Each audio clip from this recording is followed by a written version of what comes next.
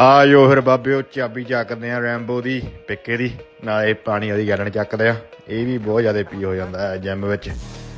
ਤੇ ਆ ਜੋ ਫਿਰ ਆਪਾਂ ਥੱਲੇ ਜਾਂਦੇ ਆ। ਕੱਪੜੇ ਕੁੱਪੜੇ ਆਪਾਂ ਚੇਂਜ ਕਰ ਲਏ। ਹੁਣ ਆਪਾਂ ਜਾ ਕੇ ਕੁਛ ਖਾਂਦੇ ਆ ਨਾਲੇ ਪ੍ਰੀ ਵਰਕਆਊਟ ਲੈਂਦੇ ਆ। ਤੇ ਆਹ ਦੇ ਆਪਣਾ ਟਾਈਗਰ ਸਿੰਘ ਖੜਾ ਯਾਰ। ਇਹ ਬੰਦਾ ਆਪਣਾ ਫੇਵਰਟ ਆ। ਇਹ ਦਿਲ ਲਾਈ ਰੱਖਦਾ ਆ। ਇਹਦੇ ਕਰਕੇ ਆਪਾਂ ਬੋਰਡ ਨਹੀਂ ਹੋਈਦਾ ਕਦੀ ਵੀ। ਟਾਈਗਰ ਆ ਜਾਓ ਬਾਬੇ ਉਹ ਥੱਲੇ ਆ ਜਾਓ।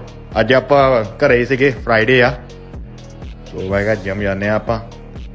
ਅਤੇ ਹੁਣ ਆਪਾਂ ਕੱਢਦੇ ਹਾਂ ਡੱਬਾ ਪ੍ਰੀ ਵਰਕਆਊਟ ਦਾ। ਅਤੇ ਉਹ ਆਪਾਂ ਪੀਂਦੇ ਹਾਂ। ਉਹਨੂੰ ਪਤਾ ਹੀ ਹੈ ਬਾਬੇ ਹੁਣ 5-5 6 ਦਿਨ ਆਪਾਂ ਹਾਰਡ ਵਰਕ ਕਰੀਦਾ ਆ 12-12 14-14 ਘੰਟੇ ਰੋਜ਼। ਫਿਰ ਜਿਮ ਵੀ ਜਾਣਾ ਹੁੰਦਾ ਆ। ਸੋਚ ਨਾ ਰਹੀ ਸੀ ਆਹ ਚੀਜ਼ ਥੋੜ੍ਹੀ ਜਿਹੀ ਹੈਲਪ ਕਰ ਦਿੰਦੀ ਆ। ਥੋੜ੍ਹੀ ਜਿਹੀ ਐਨਰਜੀ ਲਿਆ ਦਿੰਦੀ ਆ। It's nothing bad. ਨਾਲੇ ਆਪਾਂ ਤਾਂ ਹੈਗੇ ਵੀ ਨੈਚੁਰਲ ਆ ਬਾਬਿਓ। ਇੱਦਾਂ ਦਾ ਕੁਛ ਲੈਂਦੇ ਤਾਂ ਹੈ ਨਹੀਂ ਗੇ।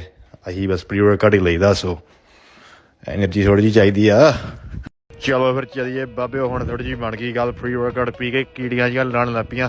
Those of you that take pre-workout, you know what I'm talking about. ਆਜੋ ਚਲੀਏ। My fiance is here to pick me up to go to the gym. ਤੇ ਆਪਣੇ ਜਿਹੜੇ ਜਿਮ ਵਾਲੇ ਸ਼ੂ ਆ ਉਹ ਪਿੱਕੇ 'ਚ ਹੀ ਰੱਖੇ ਦੇ ਆ ਬਾਬੇ। ਉਹ ਚਿੱਟੇ ਸ਼ੂਜ਼ ਉਹ ਚੇਂਜ ਕਰ ਲਈਏ। Well, it's a nice chest today. ਛਾਤੀ ਬਾਬੇ ਛਾਤੀ।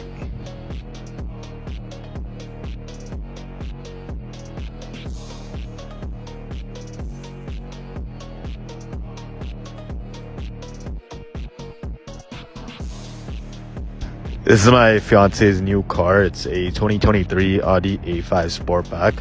It's a really nice car. She's a real estate agent in Ontario.